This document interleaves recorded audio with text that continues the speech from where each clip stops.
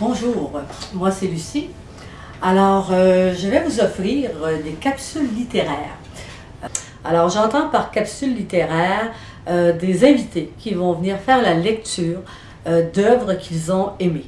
Alors, c'est des bouts de lecture, ça va nous permettre bien sûr d'entendre de jolies histoires, mais aussi ça va nous faire peut-être découvrir de nouveaux auteurs.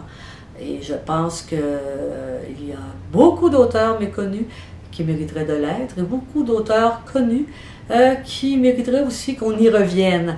Donc, ce sera vraiment des lectures de tous les genres, que ce soit de la poésie, que ce soit de la fiction, que ce soit même des lectures plus théologiques ou mystiques, allant jusqu'à la bande dessinée.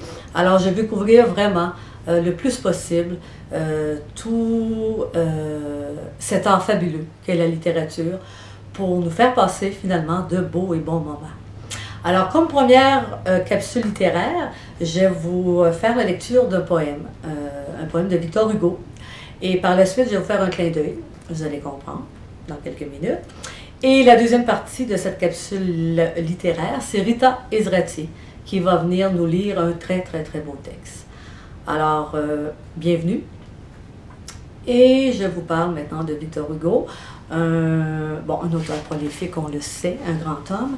Le poème que j'ai choisi est un poème que j'ai lu il y a plusieurs années, mais qui m'est toujours resté en tête.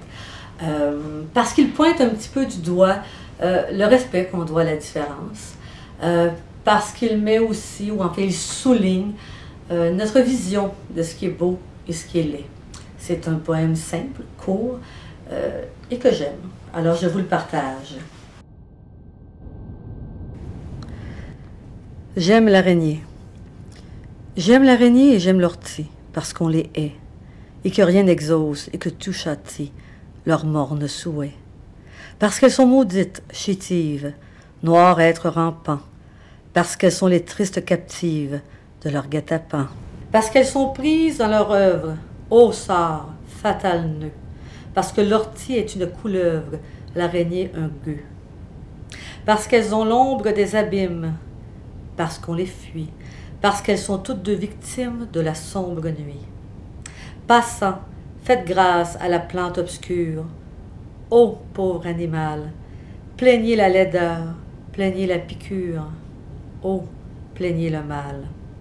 Il n'est rien qui n'ait sa mélancolie, tout veut un baiser. Dans leur fauve horreur, pour peu qu'on oublie de les écraser, pour peu qu'on leur jette un œil moins superbe, tout bas, loin du jour, la vilaine bête et la mauvaise herbe murmurent amour.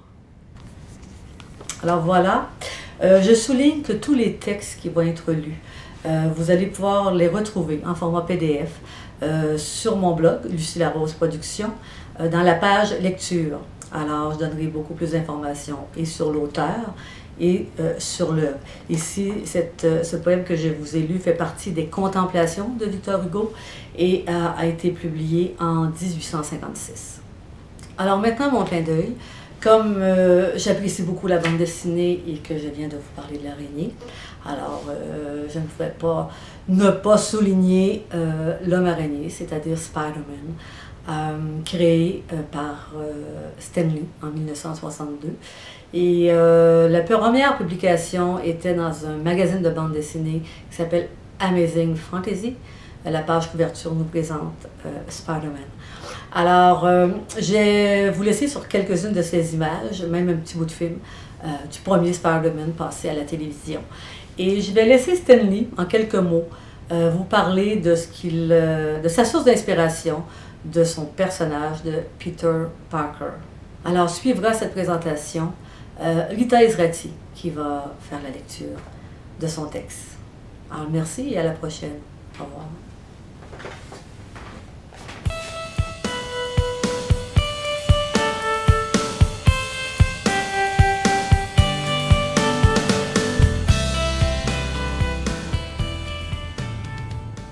I was lucky with Peter Parker when I came up with that character because he seems to have struck a chord with so many readers.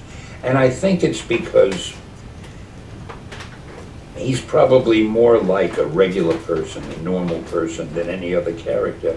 And I try to make him that way because I guess until Peter Parker, no superhero or no superhero's alter ego had ever had to worry about making a living, getting along well with girls, being popular. One thing I loved from the point of view of writing the stories, it made it easy for me to come up. See, you have to come up with situations that interest a reader, where the reader is going to say, how the hell is he going to get out of this? Now, I always enjoyed doing things where Peter Parker had to become Spider-Man and go over there in order to save the world or the city or Mary Jane or somebody. But at the same time, Aunt May needed her medicine or she might die. And the only place to get the medicine was in the drugstore over there. But Peter had to do either one of those in the next 5 minutes. And there wasn't time to do them both. And what would he do? And I tried to come up with as many situations of that type as possible.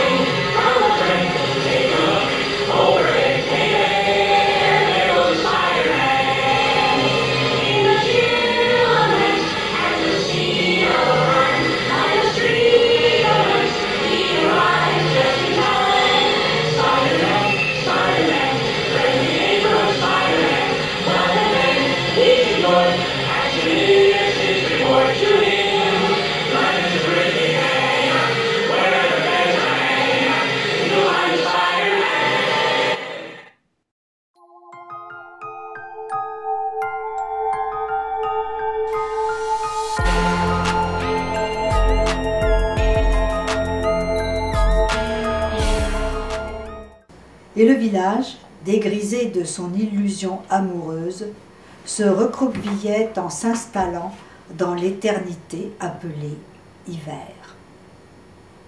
Dès sa naissance, le village n'était pas conçu pour abriter l'amour. Les Cosaques du Tsar, qui l'ont fondé il y a 3 siècles de cela, n'y pensaient même pas. Ils étaient une poignée d'hommes écrasés par la fatigue de leur folle équipée au fond de la taïga infinie. Les regards hautains des loups les poursuivaient même dans leurs songes tumultueux. Le froid était tout autre qu'en Russie. Il semblait ne pas connaître de limites. Les barbes, recouvertes de givre épais, se dressaient comme des lames de hache. Dès qu'on fermait les yeux un instant, les cils ne se décollaient plus. Les Cosaques juraient de dépit et de désespoir, et leurs crachats tintaient en retombant en petits glaçons sur la surface noire d'une rivière immobile. Bien sûr, il leur arrivait d'aimer à eux aussi. Ces femmes aux yeux bridés, aux visages impassibles et comme ombrés d'un sourire mystérieux, les Cosaques les aimaient dans l'obscurité enfumée d'une yourte près de la braise rougeoyante sur les peaux d'ours. Mais trop étranges étaient les corps de ces amantes silencieuses. Enduits avec de la graisse de renne, ces corps échappaient à l'étreinte. Il fallait, pour les retenir, enrouler autour de son poignet les longues tresses luisantes, noires et rêches comme la crinière d'un cheval.